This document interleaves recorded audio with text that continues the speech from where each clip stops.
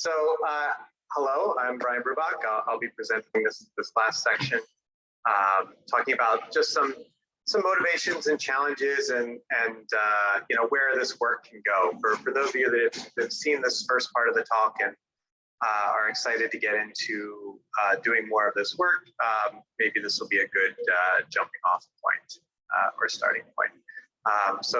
Again, a reminder that we're recording, but you can leave messages in the chat or feel free to step up to microphones.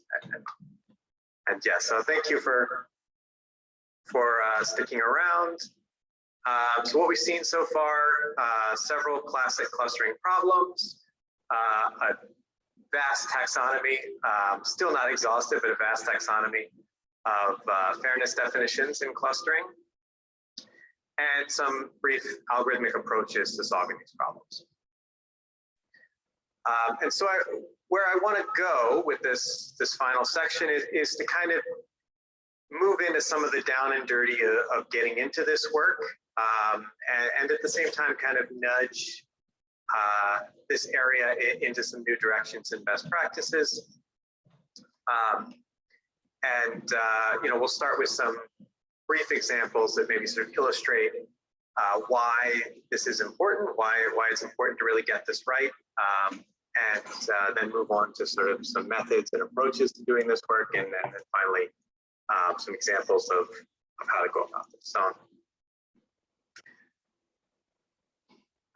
and then before we dive in, I just want to note that I'll use a few different running example topics. I tried to sort of not overlap too much with the other ones to really keep going with like a big diversity of topics. So one area that I'll talk about is criminal justice applications, which I think were mentioned, you know, briefly, but not in depth.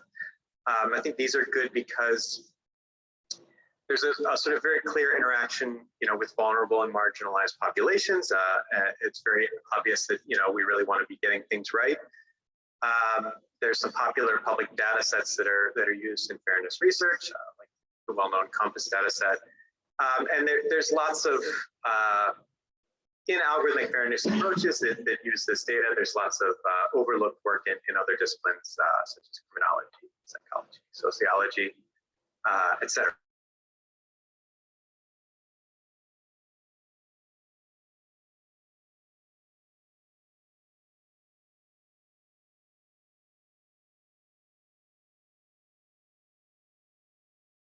Clearly a hard decision point. You know, when you draw a political district, you know, it's not just like we're, you know, analyzing some data and putting it in clusters and then we can change our mind later. You know, this is a hard decision point. And it's less commonly associated. We don't always think of this with clustering. They're fun problems to think about. And then finally, supervised learning, which we've touched on a little bit so far. But this has a longer history in algorithmic fairness than clustering. There's been, you know, fair supervised learning sort of predates fairness and clustering, and a lot of fair clustering ideas are, you know, arguably maybe sometimes too much are pulled from fair supervised learning. Although we're getting more and more that are evolving directly in the clustering space, as you've seen in this vast array so far. So yeah, so let's start out by talking about, you know, some of these, sort of start out at the end and talk about sort of, you know, what can happen, what we hope happens, you know, we hope doesn't happen when we're doing these fairness interventions. So, you know, so by design, there's these ethical questions that arise when we're doing this kind of work. I mean, we have a lot of good intention coming in when we're working with algorithmic fairness and fair clustering, but I think there's also heavy emphasis on these questions, and I tried to distill down like maybe two big questions to think about, you know, throughout this. So one is how can we ensure that we're serving and giving back to these communities that we're talking about, right? I want to avoid, you know, in the most negative ideas, you know, this idea that we're almost sort of exploiting these groups for research topics and publications, and we're really thinking about giving back. You know, my first ever research project as an undergraduate was about online packing of squares into a square container, and I never asked myself, what is this really doing for squares? But for this work, more and more I think about how am I giving back, and I ask myself hard questions that I don't always have the answers to, or the answers that I want, and I think that's good, right? So I want to put this question up front with the caveat that we don't always fully live up to the ideals we hold, but it's still good to think about these ideals. And the next one is avoiding harming these communities, this idea of harmful fairness. And we'll look at some brief examples of that. A little too often I see sort of the assumption that fairness work is sort of good and safe by default, because we're being fair, we're the opposite of that bad stuff, but that's not always guaranteed to be the case. I see this even in now conferences begin requiring social impact and ethics statements. And a lot of fairness papers kind of basically are saying, yeah, we're doing fairness. We're good. Thanks for asking. But, I think we can dig a little deeper here. And these are sort of echoed in a lot of codes of ethics. So one quick example here that maybe some of you have seen is this idea of ban the box. And so the problem that is attempted to be solved here is, employers are discriminating against applicants' criminal history. That could be bad in and of itself, and it can also be an issue of racial disparities in criminal justice being propagated into employment discrimination and disparate impact. So the fair solution that has been proposed and implemented in some places is this idea of banning the box that asks for, what is your criminal history? And that seems like, okay, good, keep people from asking that, and maybe you'll get rid of that form of discrimination. But it kind of falls into the category that was mentioned briefly earlier of fairness in an unawareness sense. And the new problem that arises, which we see both in empirical evidence, and there's also interesting theoretical and mathematical analysis of why this happens, is that employers then maybe start using race as a proxy for their unknown variable, right? So we've removed this variable that we think is a problem, and we haven't taken into account that, hey, employers really wanted that variable, and they might do something unforeseen to try to recover it. And so in this case, potentially increasing racial discrimination through this practice. And I'll drop some other examples here. I'm not going to go into detail on these, but just the slides will be posted. But the first one here is talking about looking at, say, a temporal analysis, right? So looking at how things work over time, right? If we start enforcing some fairness constraints, how does the problem develop? Can it lead to discrimination over time, even if in a single instance it's not? It's more fair. And the theme here with these is really that it's important to look at the big picture and look at a specific problem and kind of recognize the limits of a one-size-fits-all fairness idea. And just briefly, I want to contrast this with a more positive example and the idea of giving back. So there's this other sort of famous example where they identified discrimination in a healthcare algorithm, mainly due to a biased proxy variable. So using the amount of money that people spend as an indicator of how sick they are. When I think most of us, when you say it out loud in this context, you can see exactly why that's a problem. But the folks designing this algorithm, were looking at it from a different perspective and didn't see this. And the cool thing with this is that the authors of this paper that I've noted here, brought this to the attention of the manufacturer and actually introduced some changes to improve the variable choice and reduce bias. So it's really cool that one of these sort of fairness audits, very directly and clearly led to some better. Okay, so now where we're going to spend most of our time is in this method section, and I want to look at first some considerations when we're doing this modeling and problem formulation. So you saw earlier you know, all of these different, you know, ways that we can capture fairness, and many of them are very general purpose, which is good and useful, but often for real world problems, we need something a little bit more specific. And so I think there's a real need for work that kind of bridges the gap between some of these really great and interesting models that have been explored theoretically and some real world problems.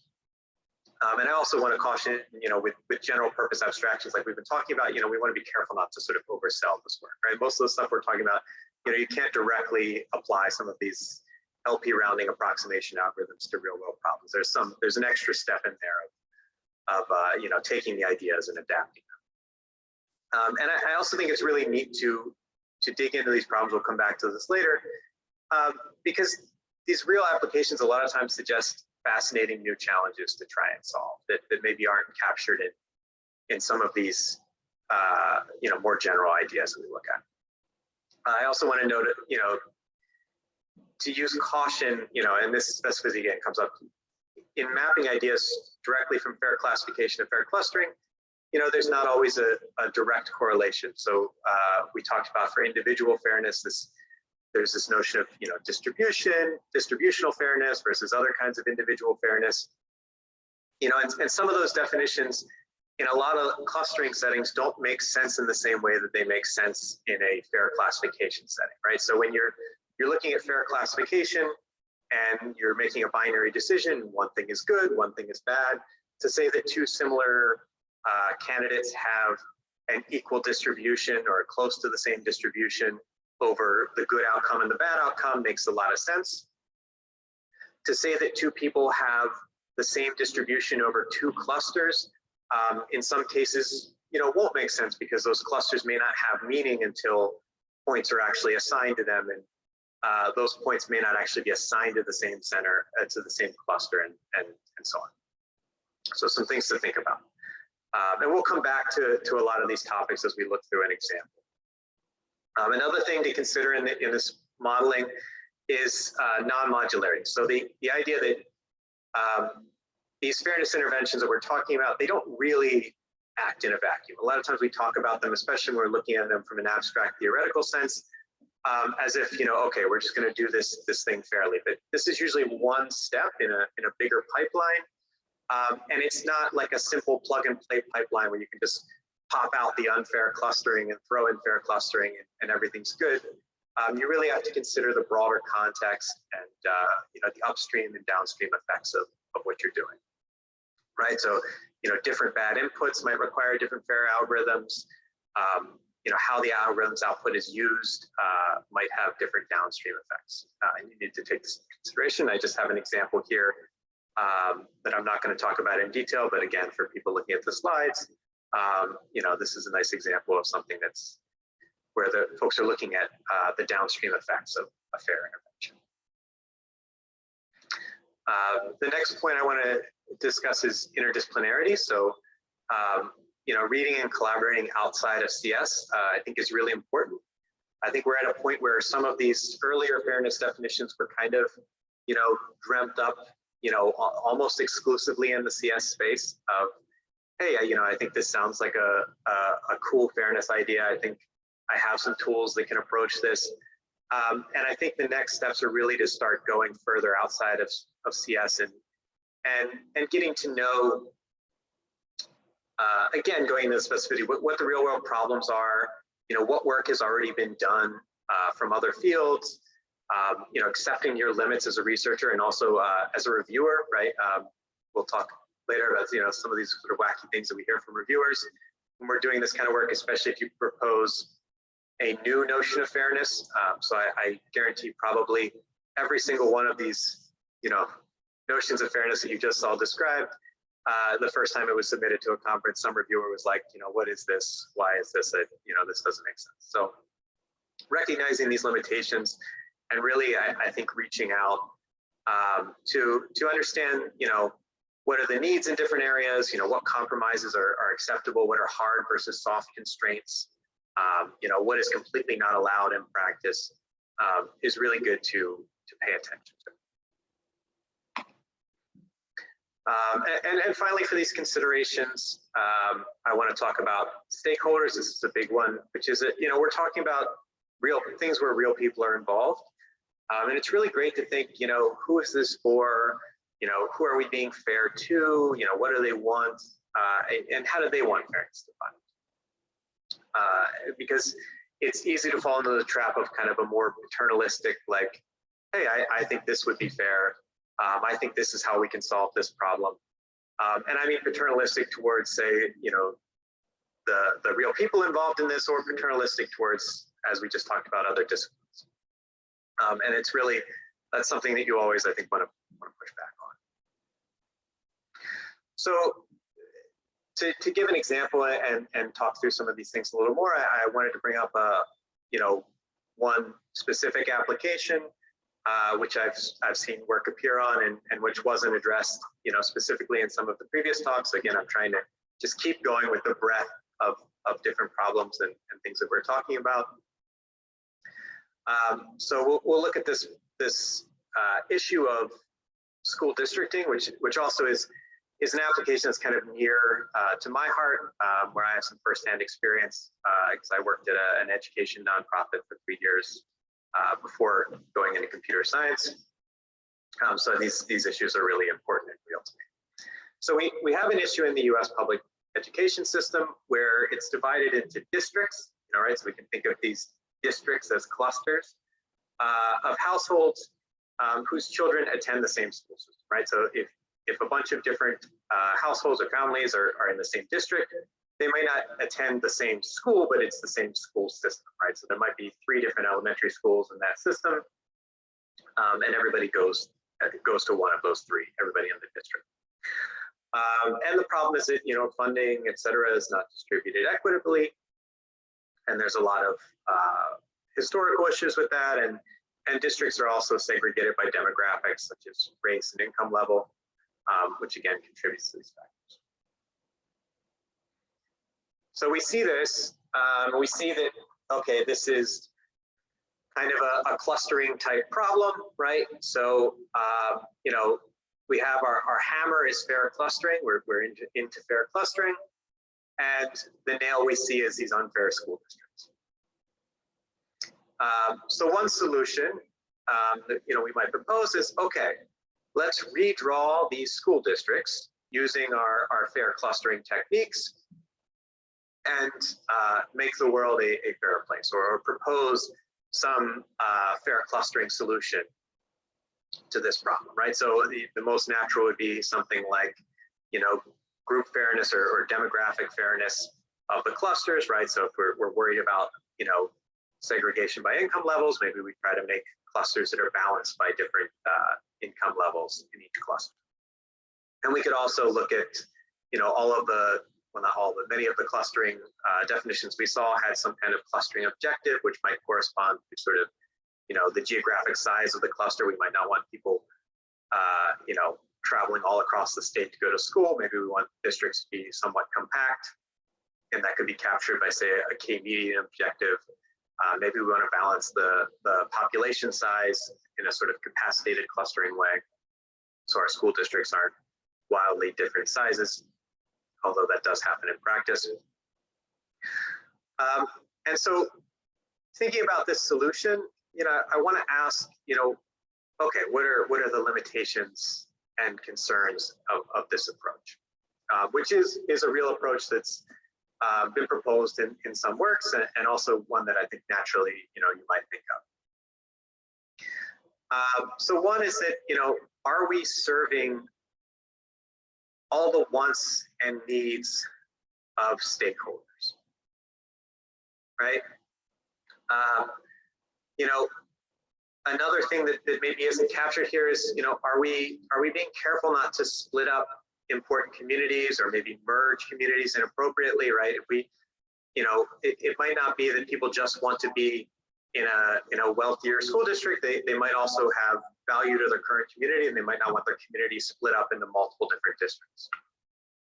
So just as in a somewhat related example, when I was teaching after school, I was working in Cabrini Green in Chicago, at the time when the high-rise public housing projects in that neighborhood were being torn down, and all the people living in them were then sort of being scattered throughout the city. And this caused a lot of problems, even though there were a lot of issues with the high-rise public housing projects and reasons why they were being torn down, the way that it was done, and doing so, it fractured a lot of communities and damaged a lot of people's support systems. And it also led to either from people leaving and going to other areas, or from the areas that had initially housed the housing projects now having to combine schools. The combination of communities and issues such as like children that are from different gang territories, that are living in different gang territories, getting merged together into the same school, and then that causes problems, right? So there's all these application-specific problems that can come up in these areas that you might not think of if you're just coming from a CS perspective, right? So again, we want to be careful not to just sort of come in and say, hey, we're fixing this problem. But to beyond this stakeholders issue, I think we also want to look at, right, so you need to factor in costs and logistics, right? So school districting isn't something where we're just constantly, every year or two, redrawing school districts drastically and changing things. It's a more fixed thing. So the idea of proposing to change the school districts is a pretty big deal. And some works do sort of factor in these costs and logistics. But, one of the bigger, I think, crucial issues with this kind of approach is that, there's this game theoretic factor, right? Which is that people move for schools, right? So if families are in a school district they don't like, or if they don't like the demographics of that school district, they're going to move and leave. Similarly, if there's a really good school, a really good school district, families that have the means will move to that school district, right? So this isn't a static data set, right? That you can just, I'm inputting these points and I'm going to cluster them and they're all going to stay put, right? And it's not that you can't consider, you can't deal with that at all, but you have to take that into account. And maybe it's a fatal flaw, maybe it's not, but it certainly needs to be taken into account. Right, so as we mentioned, the solution might not be desirable to stakeholders. People might not want this kind of solution. It doesn't necessarily engage with the broader context or downstream effects. Downstream effect being, people moving and switching districts. And it doesn't engage with the legal history. So we'll take a little detour here and talk about, how this kind of approach, which I think has been proposed, somewhat recently, kind of echoes historical solutions that were proposed and attempted in the US, such as busing. So I'll take a detour into a very brief legal history of this. So many people probably have heard of the Supreme Court case Brown versus Board of Education from 1954, which was a landmark case in the US that essentially, made it illegal to enforce school segregation in the US, right? Illegal for this sort of intentional government school segregation in the US. But of course, de facto school segregation still exists to this day. It didn't make schools magically not segregated. And but as a result of this and legal challenges, there were a lot of solutions attempted to integrate schools at this time. And one of them, which is sort of very similar to what we've just been discussing, is the idea of busing, right? So this is reassign students to schools to sort of better balance racial demographics, right? So you'll be sending, a few black students to an all-white school, a few white students to an all-black school, and so on. And you end up with something that's kind of similar, often more at a school level to, this demographic fairness or group fairness and clustering, and to some of these proposals that have been made. And aside from, we won't get too much into, historical criticisms or pros and cons of busing, but, this process 20 years later, ran into a significant roadblock with another Supreme Court case that's a little less well known, and this is the case of Milliken v. Bradley. Right, so this asked, okay, you have school districts, right? So in this case, specifically Detroit, can you bus students across a school district boundary? So if Detroit is one school district and its suburbs are different school districts, can you force busing across these district lines? And the ruling in this case said no, right? Prevented this from happening. And basically allow families to avoid integration by moving to different districts, right? Exactly kind of what we're talking about in the previous slide in the example of talking about how people could sort of and not only that, but there is evidence that this may have had an additional harmful effect of contributing to the factor of white flight from the cities and increasing housing segregation, because it gave people a reason to move farther apart if they wanted to remain segregated. And I just want to to sort of maybe bring this to life a little more. I have this, we'll see if we can, I don't know if I shared the audio correct or not. So somebody sent me a chat. It hasn't started yet, but I'm going to try to start the audio. I've never used audio in a PowerPoint before.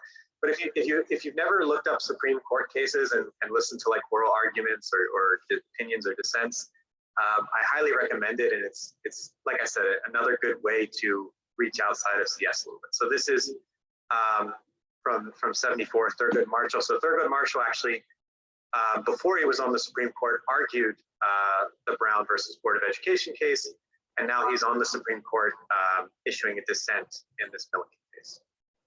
Moreover, the result of the only degree. The district court would be to increase the flight of whites from the city to the outlying suburbs, compounding the effects of the present rate of increase in the proportion of Negro students in the Detroit system. Thus, even if a plan were adopted, which at its outset provided in every school a 65 Negro, 35 white racial balance mix, in keeping with the Negro-white population of the total school population, such a system would, in short order, evolve into an all-Negro system. For these reasons, the Detroit-only plan simply has no hope of achieving actual desegregation.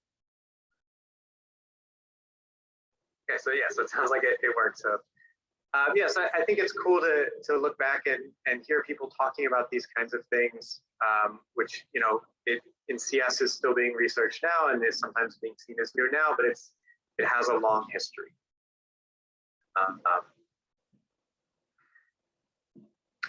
Okay, so just quickly kind of reflecting on this a little bit, if you want to work on this problem and if we're thinking of potential future directions on this particular problem, what are some next steps that could maybe avoid some of these challenges? So one is to ask experts in education policy how fair clustering might help them, right? And they may say, the idea of drawing districts, maybe that's not helpful, but they may have something else entirely surprising to you. That could be really cool and could, again, invite some new mathematical problems to try and solve. The next is to sort of learn about the needs of all stakeholders, from parents to school administrators, which again can sort of come from talking with experts. Maybe you want to incorporate some game theoretic aspects, try to model some of this aspect of people moving and address it somehow maybe limit the incentives to move. Maybe if it's only minor changes to the district, it's not enough to incentivize people to move. You could look at something that's more on the analytical side, right? So you're designing an algorithm to draw the fairest possible hypothetical district for the purpose of maybe comparing to or evaluating current districts, right? Which might be helpful in pushing for systemic changes, right? Because again, there's kind of a systemic problem here, right? Is that we have this Milliken v. Bradley ruling, and so people can just hop out of districts and avoid any requirement to integrate. We could explore how clustering can interface with these potential systemic changes, like changes to housing regulation or legal changes, or even consider a related problem like school assignment, which is something that happens within a district. And is a very popular problem in some of these large cities where they have a giant school district and lots of schools that students can assign to, and you know, things like lottery systems and stuff like that that certainly have a lot of room for improvement. Okay, so moving on from that, I kind of want to change gears a little bit. So we just spent time kind of talking about how you maybe are setting up these problems and looking for new problems and modeling. And now I want to kind of jump ahead to like, okay, you formulated and solved a problem. You know, now the conference deadline is a week away and you want to add some experiments to your paper, right?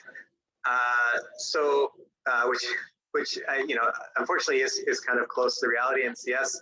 In other fields, this is very different, right? In other fields, sometimes they're you know, applying for data sets months in advance. You know, they're starting with the data set and spending 2 years on it.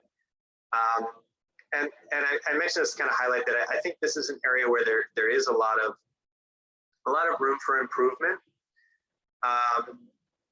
And we're going to talk about some common issues that have come up with data sets that appear a lot in the current work, and you can maybe try to avoid in your work. And a lot of these kind of come down to a heavy reliance on, you know, a few popular public data sets as benchmarks. So there was a question earlier of like what data sets and benchmarks are used to evaluate these. And so we'll talk about this now, but it's not necessarily all good news. And really there's sort of a disconnect, I think, in a lot of cases between these data sets and what we're really trying to evaluate. And in my opinion, it makes you know, some of the experiments, you know, largely decorative. But I do think there's a lot of promise and a lot of room for improvement. So yeah, let's talk about some of these issues that we could avoid. So the first one, Marina talked about this earlier in the context of, you know, modeling practical problems, but there's this issue of noisy demographic labels. So just as, you know, in the real world, you know, when you were implementing these things, you could have noisy demographic labels. A lot of the data sets that are used in this work have issues with the demographic labels, which are not always talked about or addressed, although more recently they are being talked about a lot more. And you know, one of the key things here is it's important to know where these sensitive features or demographic labels in your data set come from. And there's some examples are, you know, criminal justice data sets often are going to have very noisy race labels. You know, as you can imagine, this might be a police officer, you know, just noting somebody's race based on, you know, seeing them as opposed to a self-reported identity. And it varies across races, but for some groups of people, it can be very noisy. The popular German credit data set has a coding error in the sex label, which I've linked to a paper here that discusses this a little bit more. But that's German credit's a popular data set that's used in a lot of fairness work. And this really limits the ability to evaluate demographic fairness with these data sets, right? So something to look out for if you're doing anything with demographic fairness is to really check on these sensitive features and look for noise there. The second issue I'll talk about is kind of I don't know how to describe it other than like weird features. And the example I'll give is the adult data set. So this is one of the most popular, if not the most popular. It's publicly available census income data set. It was initially intended for predicting income, you know, like whether somebody's income exceeds 50,000 a year. So it's got that feature there for like if you're doing a classification task. But it's commonly used as a fairness benchmark, and it's been commonly used in fair clustering. And typically in fair clustering, because as we've seen, we're often looking at these like metric spaces, these like Euclidean metric spaces. When somebody's setting up a fair clustering experiment using this work, if they're looking at a problem like K median, K center, something like that, you know, something other than say like correlation clustering, they're often going to come in and just use numeric features. So they're going to drop all the other features from the data set and just focus on the numeric features, which are going to be things like age, education number, which is sort of like a scale of how educated somebody is, capital gain, and hours per week. And there's this one which final weight, but it's spelled FNLWGT. So mostly seem like reasonable features, but what is this sort of final weight feature? So this final weight feature, it turns out, has a lot of issues. It's often just sort of dropped in like, hey, it's another number. And this is maybe a good example of why we really have to be careful just sort of treating these data sets as like bags of numbers with demographic labels. We want to, say, what is this feature, right? So does it have meaning in the task that we're trying to simulate? So, one big issue with this feature is that it's orders of magnitude larger than the others. And so it's got to be normalized to avoid dominating the other features. So some works forget to normalize this feature, and then you're essentially clustering in a one-dimensional space based on this feature, which, as it turns out, is not a super meaningful feature anyway. So it's not really an appropriate feature to use, probably. It's meant to be a weight associated with an entry, not really like a feature in the same way that age or hours per week might be. And if it's used at all, it should probably be used when you're sampling a small subset. So if you're a lot of works, because it's a very large data set, and we might be doing something like solving a large linear program, as you saw earlier, a lot of works will take a small sample of this data set, and because this is meant to be sort of a weight for how common certain things are in the population, you might use this in that sampling step, although I don't know that it typically is used that way. But it certainly probably should not be used as a feature, and if you do use it as a feature, it should be normalized. And again, this is another slide I'll just sort of leave here for anybody going back and looking at the slides.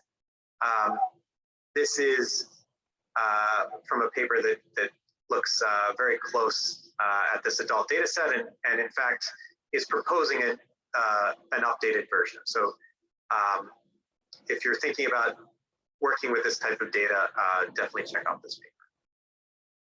This talks about how this is not a demographic feature and such. So our third issue here is around something that's more specific to supervised learning, but I think it illustrates a broader concept, and as I've talked about, a lot of the ideas in fair clustering come from fairness and supervised learning. So there's this fairness definition called equality of opportunity. And just to recall, this is, it's going to look at people whose true label is positive, and say that people whose true label is positive should have an equal chance of being classified as positive, regardless of group membership, right? So it's trying to avoid discrimination in terms of false negatives, but not worry about inequality and false positives, right? So you can think of a problem like job candidates, and they're being, sort of filtering out job candidates that are getting interviews. You don't want to be discriminating between different demographic groups. Say people that are good candidates, you want to make sure they have an equal chance of getting an interview. And maybe you don't care as much about some bad candidates getting through, right? So some false positives being unequal among groups is maybe okay, because hopefully at the next stage in the interviewing process, you easily filter them out.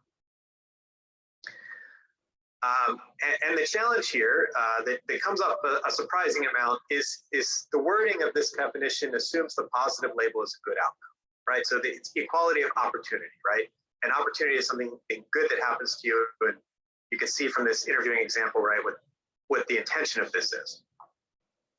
But often in a data set, the positive label is a bad outcome, because the positive label is something that we're trying to detect.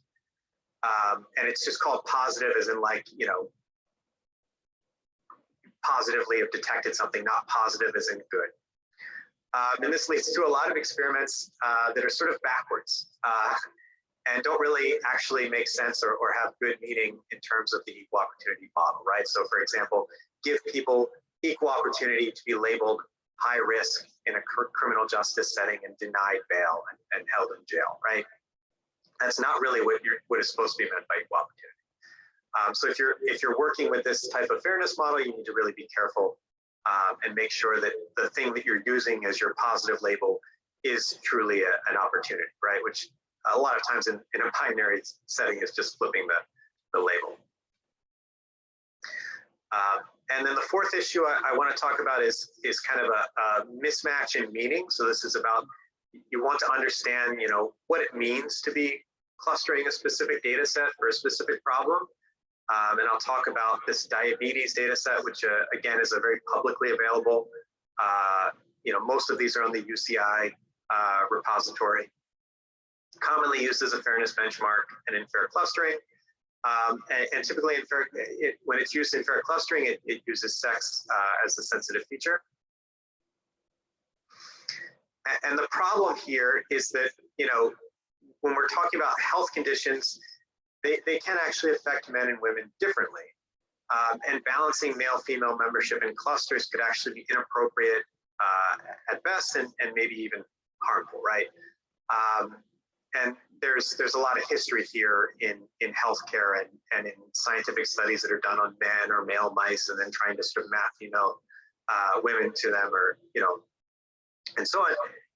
And so really it's usually, or at least without really looking into it, it may not be appropriate to do this kind of experiment, right? It would be important to consult an expert. You know, maybe there is a medical condition where it does make sense to do group fairness and demographic fairness in clustering, but you should be checking on that and making sure that the fairness intervention makes sense. Otherwise, again, like, what are you really evaluating when you're evaluating your method? And then finally, sort of the meta issue here is this data set issue, which is that these benchmarks in the past, these existing benchmarks break all these rules. So many previous issues sort of have these mistakes and they're enshrined in benchmarks, and you have to kind of replicate these experiments. But I would, you know, recommend really supplementing these kinds of experiments with some kind of new and interesting data set that's really relevant. And this is a benefit of pursuing a specific application that has specific data. So I know we're coming to the end. I'm going to try to just sort of speed through this last shorter section. I just want to note there's some recurring questions on this data set and evaluation, which really come down to like how it was prepared. You know, what does it mean to cluster data in a certain way? You know, what would domain experts think? And I've just listed here again some more reading that you can check out if you're looking at these slides.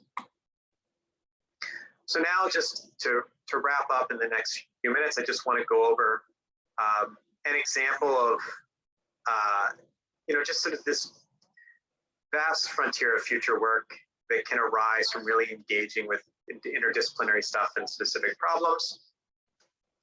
And I'm going to look at mostly just an example of somewhere where I've been working and really enjoying working, just as sort of a case study for what this can look like. So I'll skip through this slide in the interest of time, but these are just sort of high-level recommendations for how to approach these problems. This kind of, again, reiterates what we've been talking about. You know, reading outside CS and looking at some problems, you know, find some specific problem that excites you.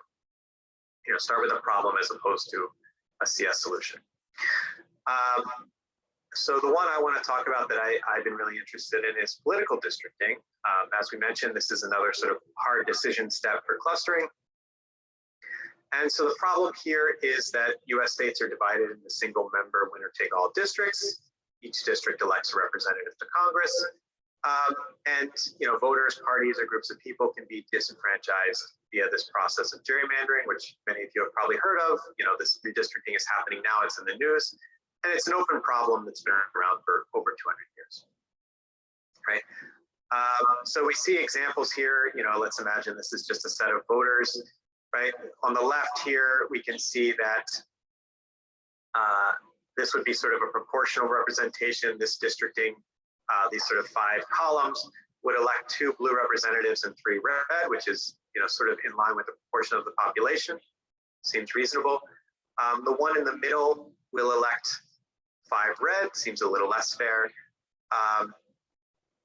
And then the one on the right would elect 3 blue and 2 red, so more blue than red, even though blue is sort of the minority of the electorate. And this illustrates sort of the key ideas of gerrymandering, of packing and fracturing. So you can see that red voters are sort of packed into districts to waste their votes and then fractured in other districts where they lose. And I'll just note as an aside, right, that in submitting work on these kinds of problems to conferences, I do get reviewers who say, hey, why don't you try, demographic fairness? Why don't you compare to that? Because that's a popular model. And of course, demographic fairness in this setting is that middle version that's like, to most people would be super unfair. So demographic fairness is sort of like maximum minority disenfranchisement in terms of this problem. It doesn't really make sense. So the cool thing to think about is, in this problem, right, if you're thinking of political districting as fair clustering, there's lots of factors in terms of thinking about what is fair. You can look at balanced population, preserving communities, compact districts, that's a popular one, competitive districts, balancing between the 2 parties to make it, a competitive 2-party race. Majority-minority districts to ensure that there's minority representation, or even as we saw kind of on this previous slide, proportional representation like you see on the left here. Right, so these are all notions of fairness. This is not exhaustive, but these are things that people think about. It can also be useful to think about like what is unfair. So wasted votes, right? So if you're packed or into a district or fractured, if you vote in a district where your candidate doesn't win, or if you're in a district where your candidate has way more votes than they need to win, they have wasted votes, weird looking districts, disproportionate shares of votes going to one party or group or the other. These are all things that we can think about and try to incorporate into our fairness definitions, and they push us outside of some of the fairness definitions that we've seen so far. And interestingly, on this list, most of this unfair stuff, at least from a legal perspective, is allowed. So if you're talking about, restricting it, you might be talking about something that is also sort of requires a systemic change before it could really be implemented. Only the last 2 are really have been successful at challenging maps. And so just to wrap up, I want to talk about, okay, so we look at this problem, what are some different perspectives we can take? So one perspective on this problem is an algorithmic fairness perspective, right? So it can inspire new definitions of fairness. And what's really cool to me is you can think about new civil rights that wouldn't exist unless there's an algorithm that can provide them, right? So you can think of a right that you wish some voter would have in a district-based democracy system. And that right can only exist if you have an algorithm that can draw districts to them. So that's really cool. And again, lots of interesting math problems can come up here. You can look at it from the perspective of impossibility results, right? So showing which fairness goals are impossible by showing that you cannot draw a set of districts that guarantee some property. You can look at downstream effects. So one of our works looked at how voter incentives are affected by gerrymandering regulation, right? So if you're doing something with these districts, you can now intersect this with thinking about computational social choice and what the incentives are. Are voters incentivized to vote truthfully or not under these scenarios? And we showed, interestingly, that technically, at a theoretical level, they're not under some of these regulations. And then finally, you can explore systemic change, right? So you can show the benefits of an alternative system, right? So you can look at how to draw, in this case, in the example of the paper I've given here, right? You can look at ways that you can draw multi-member districts and show how that's more fair as a means to sort of support systemic change towards such multi-member districts. And so there's lots of cool perspectives to look at and lots of cool work to be done in these types of areas. So I'm just taking, this is just one problem, but take any of these problems that we've talked about. You can look at them from these different perspectives, and there's lots of wide open cool work to do. So hopefully I think I ran a few minutes over technically, but we still have some time left in our slot. So thank you. We have some time for questions. If there's any, I don't know how many people are still here at this late hour. I don't know where it is in your part of the world, but I'll pause for questions. Again, you can leave a question in the chat, or you can hop over to one of these podiums and ask there.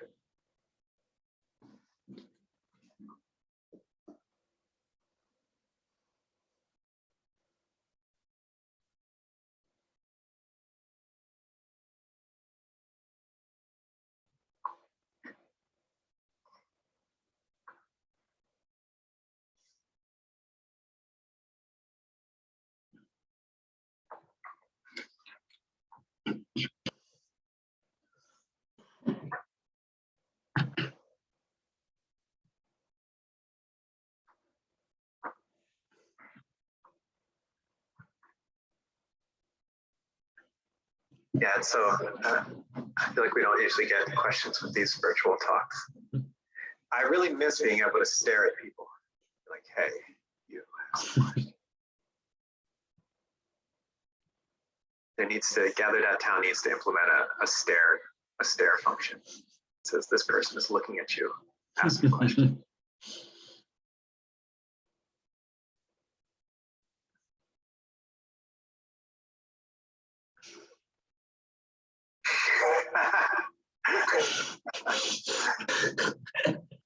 Sorry, I'm reacting to the chat.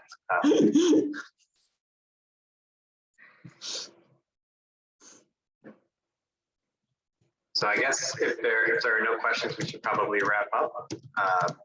Finish a little early. Everyone can reclaim their time, and hope to see you all around the conference.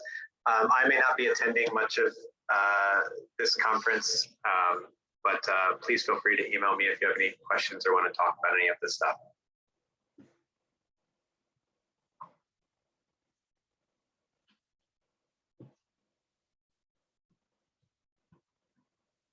How do I do it?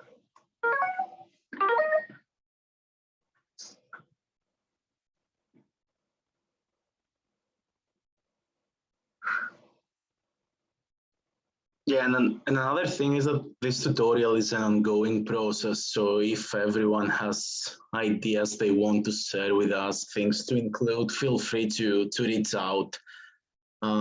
You can find our emails on the website, and we'll be more than happy to discuss such ideas.